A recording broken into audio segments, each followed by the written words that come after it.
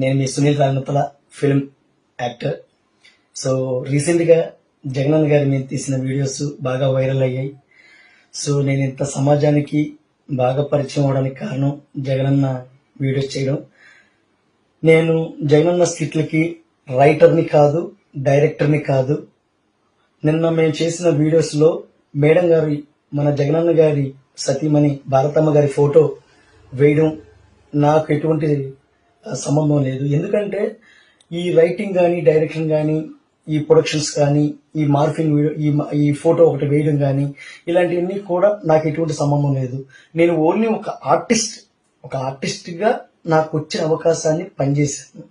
So నేను previous కూడా చాలా కష్టపడి సినిమా ఇండస్ట్రీకి వచ్చాను. సినిమాలో ఏదో అడపదడప క్యారెక్టర్ చేసుకుంటూ ముందుకెళ్తున్న టైంలో ఇలా జగనన్న గారి వేషం వచ్చింది.